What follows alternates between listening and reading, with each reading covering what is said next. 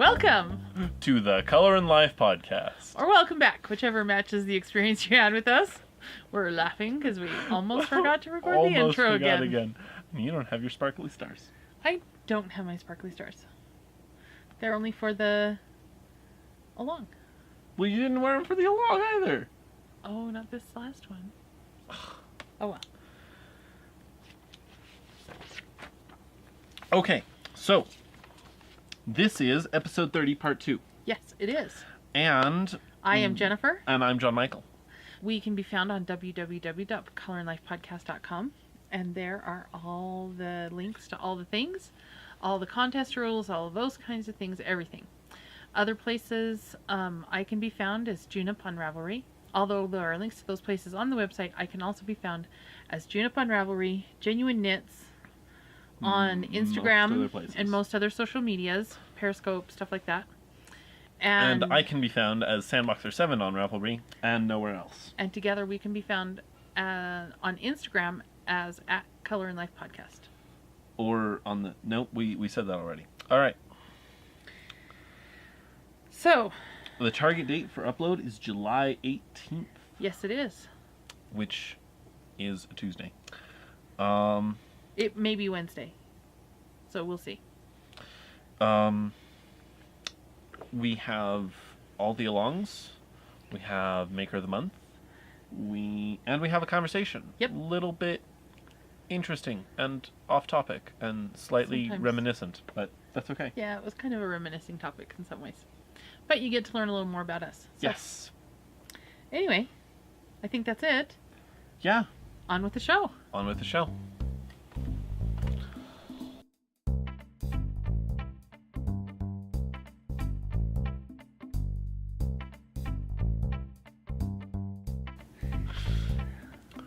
The Festivus for the rest of us. Festivus for the rest of us. That's our first Yes. make-along. No, what? Yeah, that's our first make-along. But we've done other make-alongs. Right, first make-along that we're announcing in this, all the alongs. Oh. That's the first of our alongs. Yeah. All right. So, all of the details for all of it and all the things can be found on... colorandlifepodcast.com. The hashtag is Festivus for the rest of us, Mal. Yep. And it's basically anything related to the festivities in the winter months. Giving whatever... A gift, decoration, you know. Thing for the season. Those sort of things. Right. And the idea is to avoid procrastinating. Ooh, I like that. That's good. Yep. Quality word. I would love to take credit for that. Quality word. Aww. But I'm an honest elf. All right. Who came up with that? I'm an honest puck. I don't know. I've just heard it around before. All right. So procrastinating. Yeah. All right. So and the next one we have is... And, wait, no. We forgot to mention Dog Dare. Oh, yeah. We're doing it with Dog Dare. Yeah, we're doing it with Dog Dare. Yeah, and the next one is the design along. Yes, the design along. Which should we show it? Should we show it done? Yeah. Okay. Here it is, all done. Yep. Have Here, it let me try it woven on. in the ends and stuff.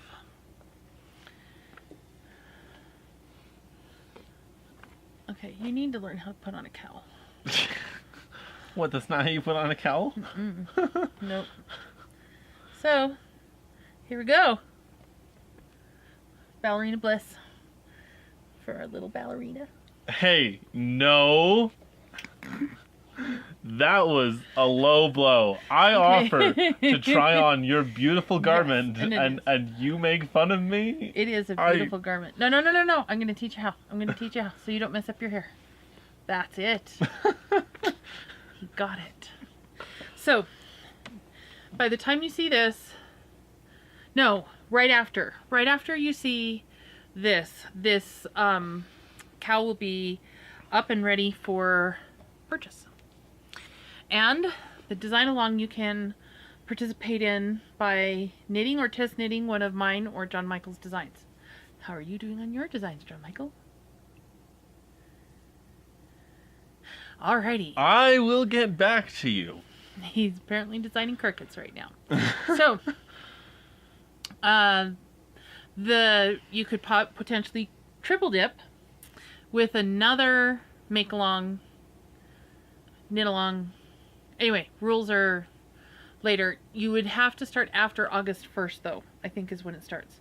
And that's the Brooklyn Knit Folk knit along. And I had stuff for it, and I'll probably put a link to it in the notes. But I put stuff on the screen last time for it. And because hers is if the project you pick has 30 or less projects on Ravelry, then you can enter into her knit along. So you could potentially triple dip just within these three. You could have a gift that you knit for someone. That is one of our patterns. That's one of my patterns, or one of our patterns, and that you do after August 1st that fits into the Brooklyn Knit Folk one. So, there you go. And there's probably other accessory ones and stuff that are out there. We don't care if you triple dip, or we don't care if you multi-dip. Yeah. You don't have to save your projects just for us. Hashtag Color and Life Design Along. Yeah. Did we say the hashtag for the other one? Yes. Festivus for the rest of us Mal. Ah, okay. And it would have been up on the screen. I think that's it for our... All the alongs. No, I had another name for it. Group knits? That Yeah. was kind of lame. Hey. I worked hard on that. Hey, you got to name a yarn. That's true. That's true. Oh, we have to show my yarn. The yarn is the next one I'm going to be knitting with in my fade. So it's the second color of my fade. Yeah, and last part of this episode, part 1, I held up this one and I said it's lipstick, as in yours, because it's very similar to her lipstick, and it doesn't actually have a name. It does now. It does now. Can you guess what the name is? Mandy named it lipstick. As in yours. So, hooray. That's this colorway. Yay! Time for our Maker of the Month.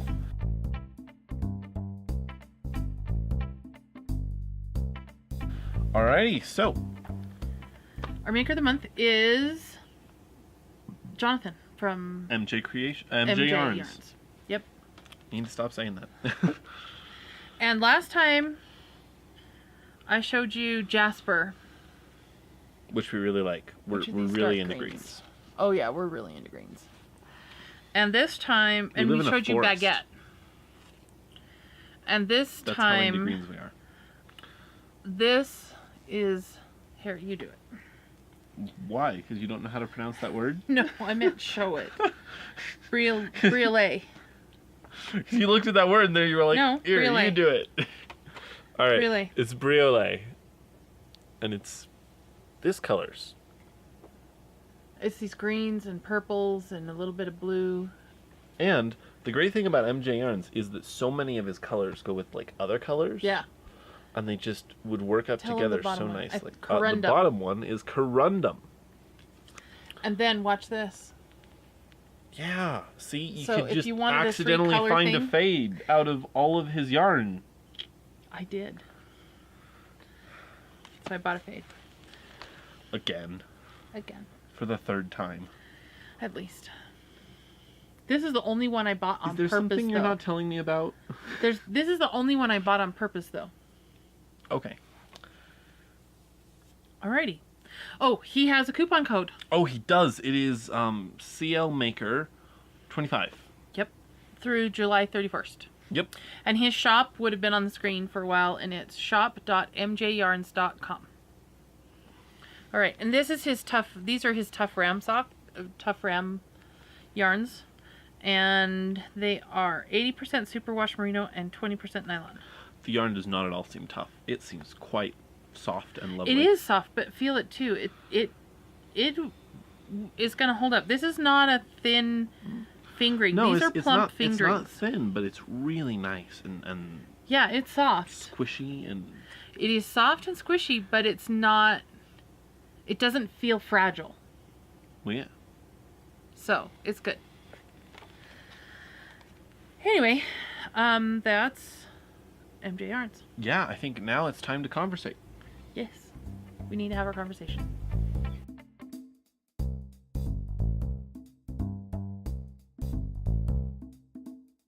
Last time we spoke about practice, and this time we're going to talk about Teaching. teaching. Why are we going to talk about teaching this time, John Michael? Well, because we are... I mean, you have a history in teaching. Uh-huh. I really enjoy teaching. I do. In fact, it's funny, when I was teaching knitting, he has ended up being my assistant a few times. Yeah. Teaching. Assistant, teaching. Mm-hmm. Something I do. You have been my TA. No. Teaching assistant. No. Yes. So what do you like about teaching? Well, it sounds really cheesy and Cliche. Yes. But it's that look of understanding when they're like, oh, it's really fun. Because you're like, yeah. And they're like, oh, it's really fun. I love it. Cool. I love being on the other side of that look too. Giving that, it's really fun. You like expressing that look? You like having the understanding quotient? Yeah. So you like being a student too? Yeah. All right. So, I guess that's it. That's the end of our conversation. What? No. You like teaching too. Come on. Elaborate on your feelings about teaching. I do like teaching. I like having that experience on both ends too. The I wonder where I got it from. The fun part for me is also, it's related to that aspect, but it's figuring out how to communicate with the person. That's really good. So that they'll understand. Because I remember in college, still in college, so Calc 1 was actually the word I was looking for, but college just presented itself because of the C's.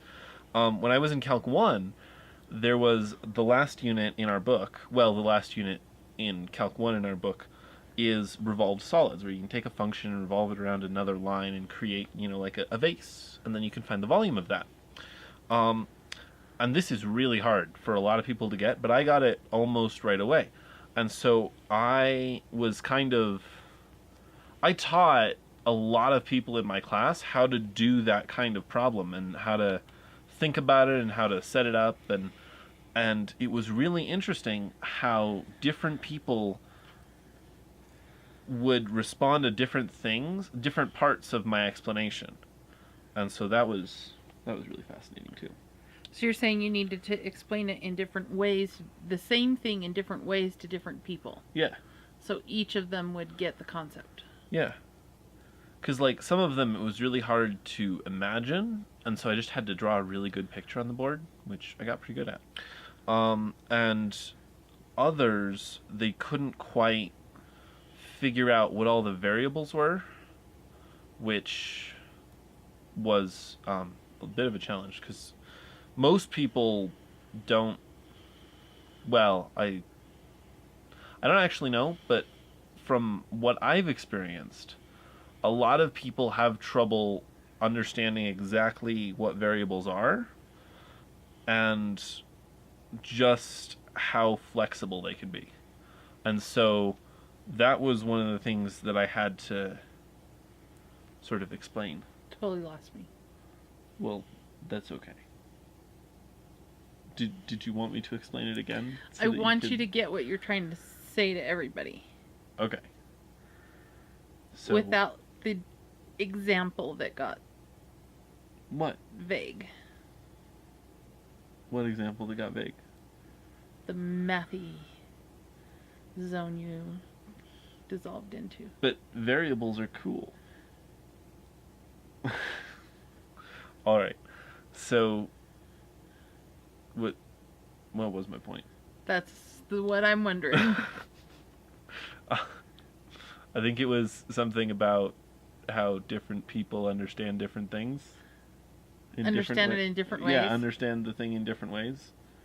Yeah, So you're trying to give an example that no one understands about. Well, you know what? I'm a math guy, okay? So, one of the reasons I learned how to Yes, I get the irony of that. One of the reasons I learned how to do English wasn't just to double knit or to do color work, but because in my beginning knitting classes, I would teach whatever style the student wanted to learn. Yeah, and you switch back and forth. And consequently, sometimes because it looked different, a student would need to see me perform a stitch one way, and then another student who did continental would need it the other way, or who wanted to learn. Mm-hmm. So yeah, I could teach whatever style the student wanted to learn. And I recommend learning both ways because it can be advantageous. Yep. I know both ways. For many things. So you may have some problems with tension. Switching back and forth. So you want to be careful and be aware of that. Usually don't want to try it in the same project because it can throw things off. Switching back and forth between knowing both is a really useful skill to have. Yes, and I recommend learning both ways. It can mess with your tension, but it can be... So not necessarily doing it in the same project, but being able to do it either way could be valuable. Yeah, like color work. Color work and double knitting. And there's some other things that it can be useful for too. I like to share what I know. Yeah, and that's what it is for me too. It doesn't have to be like teaching someone something new, but like the understanding. Like I'll explain stuff to my friends, particularly math stuff, because I talk about math, and it's the I want to say the synergy of communicating and being understood. That's what's really valuable for me.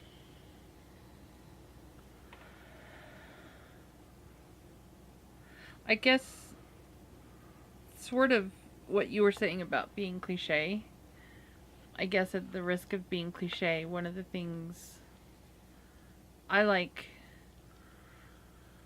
it's almost the understanding, but it's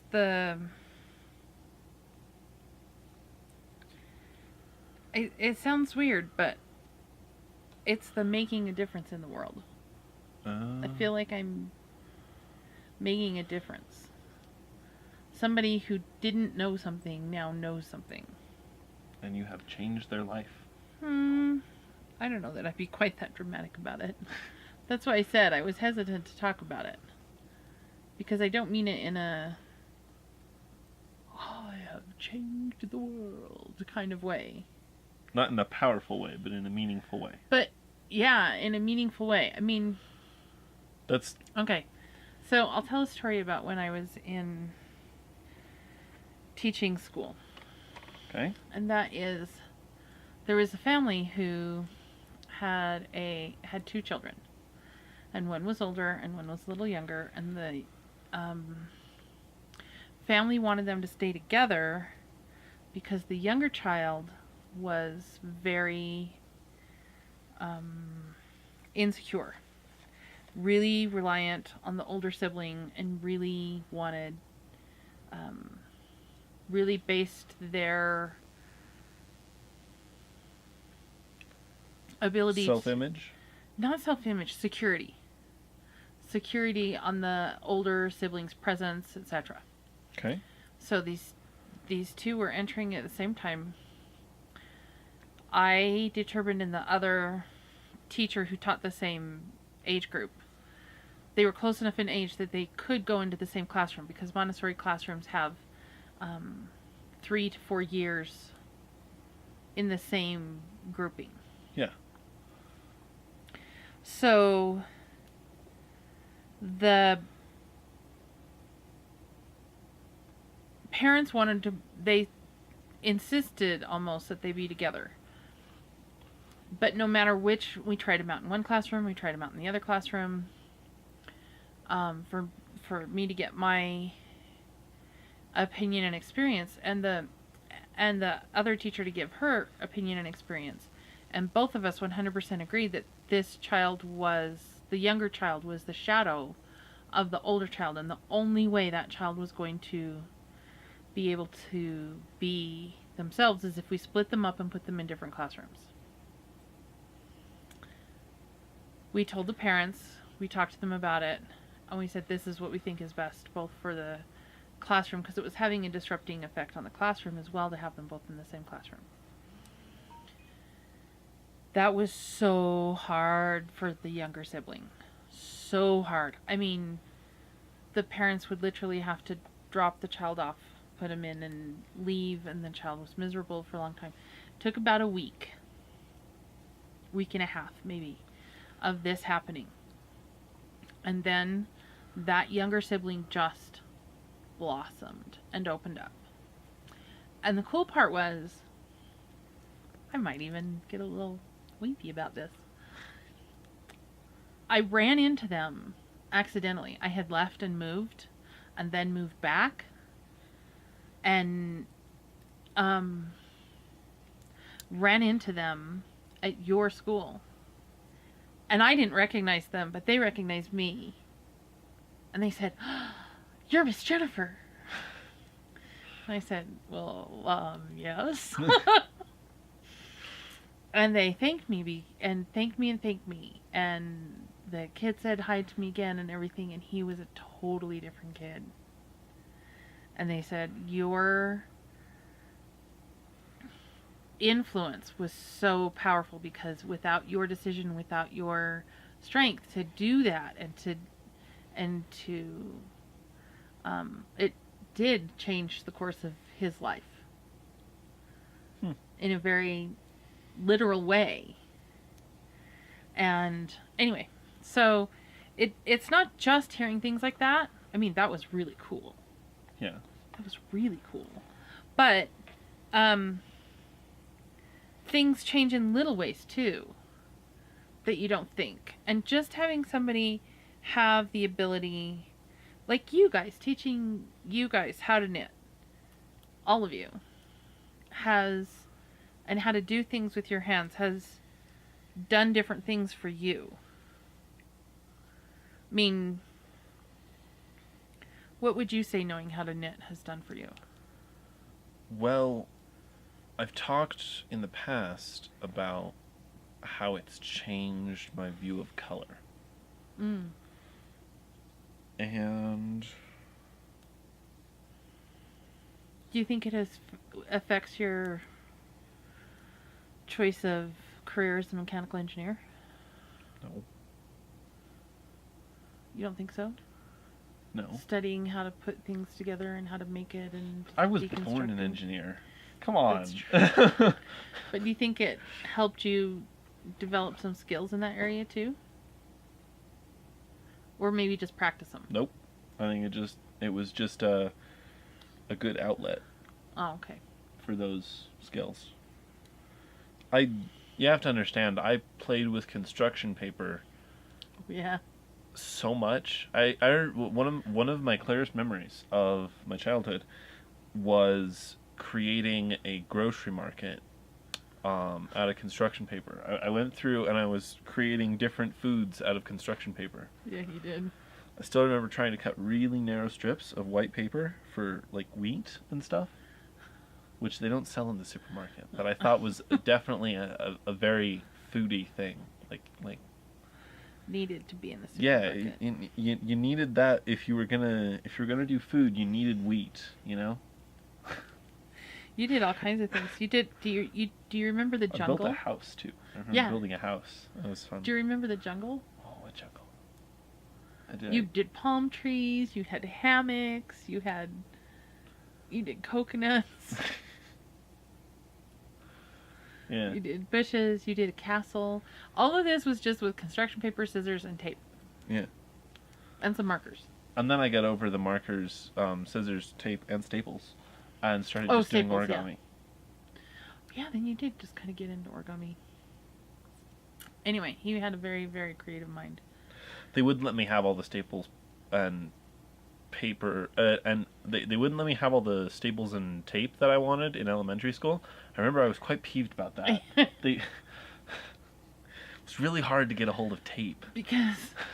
Because at home, I just would buy it practically in gross batches and let you have as much as you wanted. Yeah. I guess they're kind of worried about elementary schoolers doing bad things with tape. I don't know. It's kind of expensive sometimes. Well, yeah, but I don't know. So, that was not on the subject of That was teaching. not on the subject of teaching. I realized that really about halfway interesting. through. And So, the reason that happened is because teaching is really fundamental to us as people, and so, yeah, it brings up memories. okay. So I guess for me, teaching is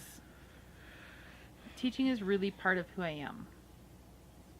I can't not teach about stuff. Yeah, I can't not it's share. It's kind of incessant. She's always teaching. It's It kind of drives the kids a little bit bats. Because I'm always listening and figuring out, oh, okay, are they missing this? Do they have... I mean, I do listen to you guys. yeah, she does listen, and it's just like I mean, I really listen. it's funny because at one point you'll just be ranting, and she'll be like, "Well, what if you did this?" And I'm just like, "Mom, I need to rant, okay?" He's like, "Oh, but don't you want to learn something?" And I'm like, "No, I just want to rant. I'm just tired." Yeah. I can be a complicated person to try to rant to. So what do you think... I mean, it's kind of tautological to say, what is the value of teaching? But I guess a better question would be, why does teaching matter to you?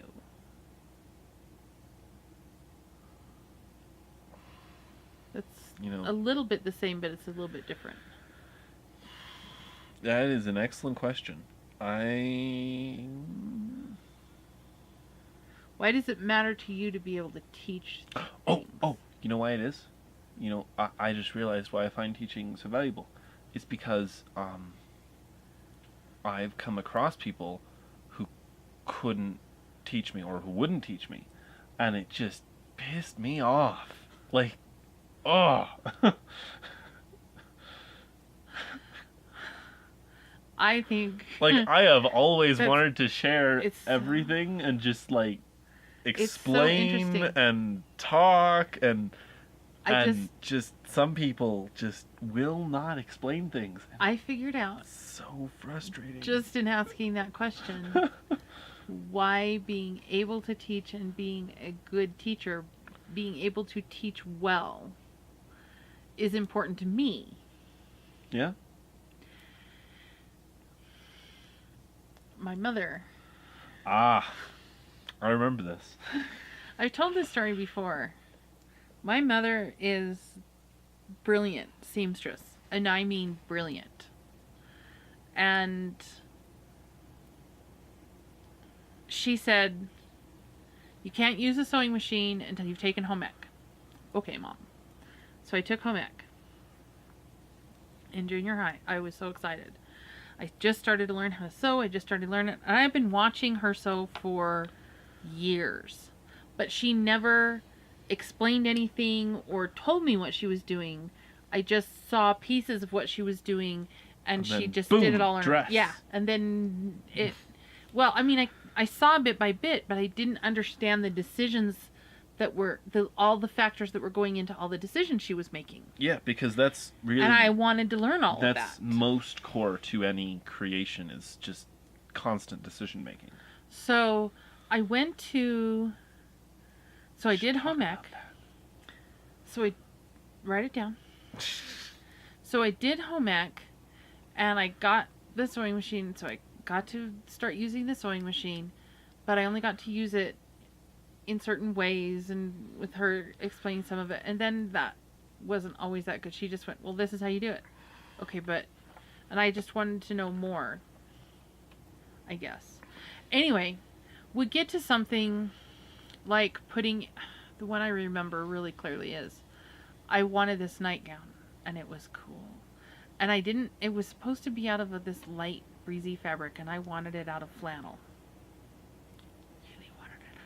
Was a night dress and a nightgown, a long nightgown. It was awesome.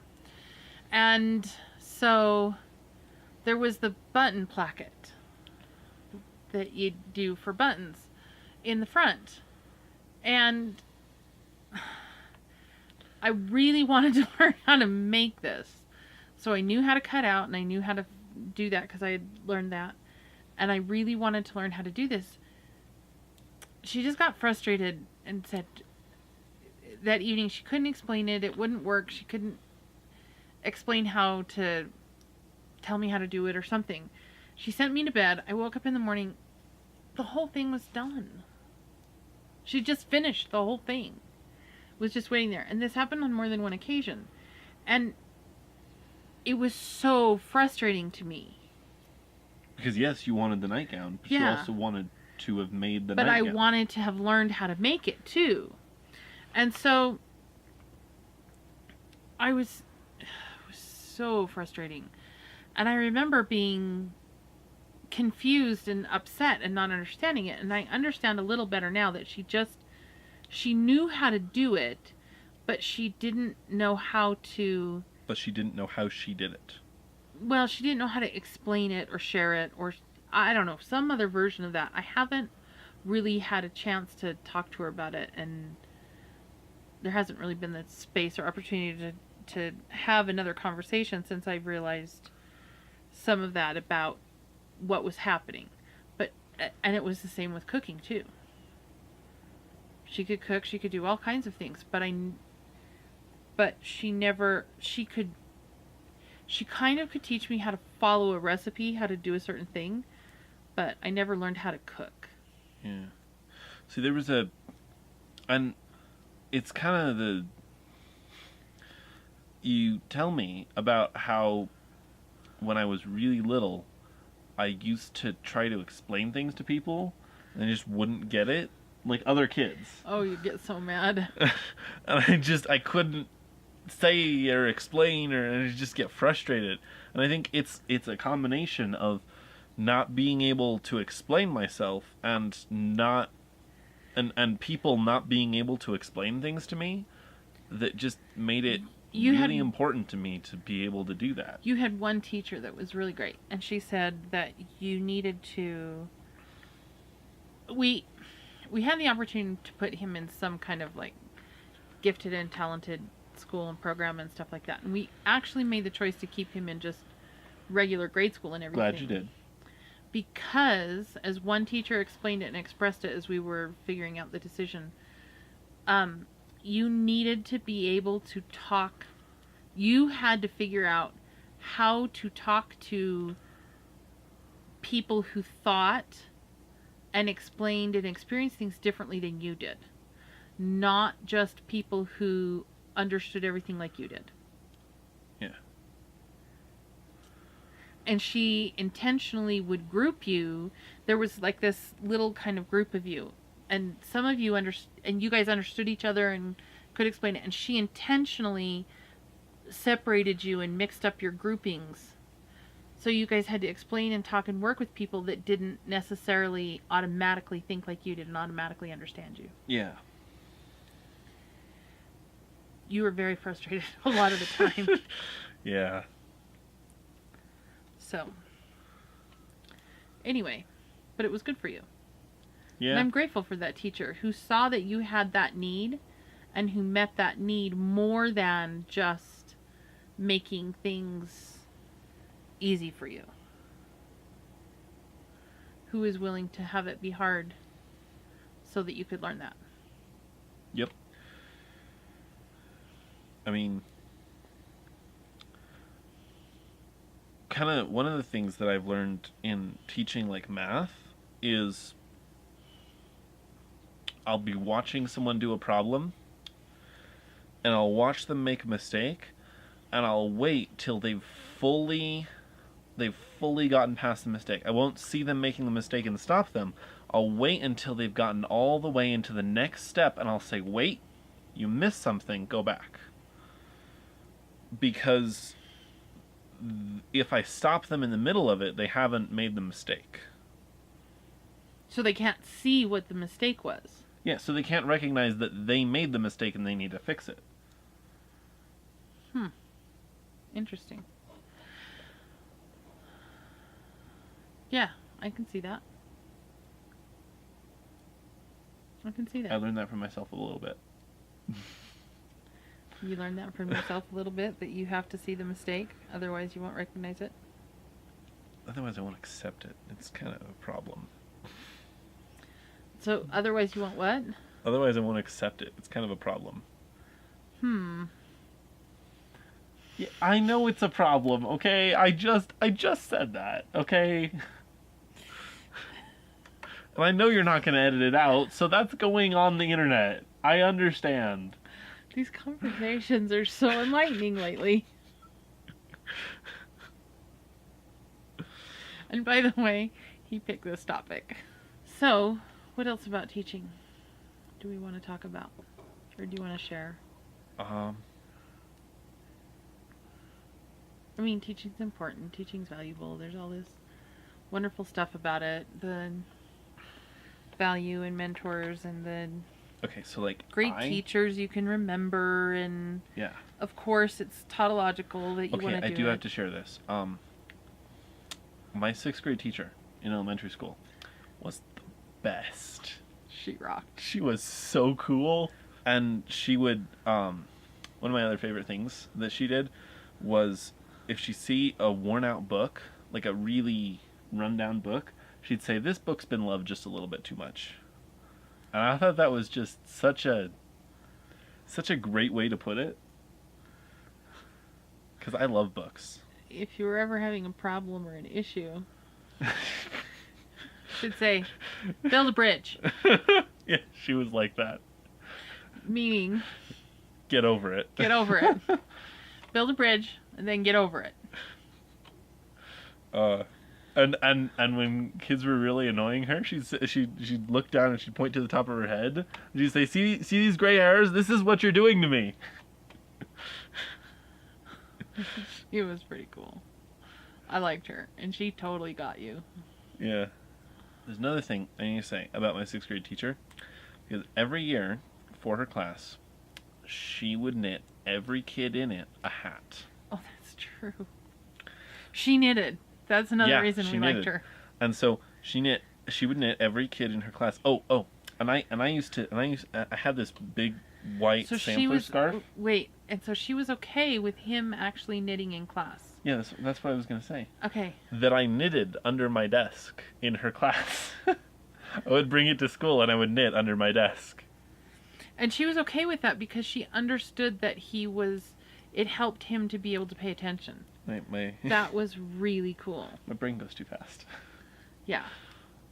So she understood that helped him and enabled him to pay attention. So she was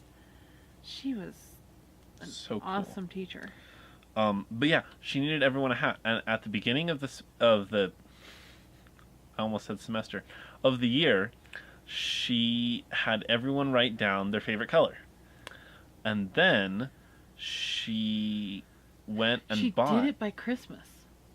It was... No, she didn't do it by Christmas, I don't think. Yes, she did. She did it by Christmas every year. I really liked that. She knit, you guys... she's cool. Yeah, and so at the beginning of and we didn't know this was going on either. at the beginning of the year, she had us all write down our favorite colors, and she said, you'll find out what this is later in the year, but I'm not going to tell you. And so we all wrote down our favorite colors, and she collected them all.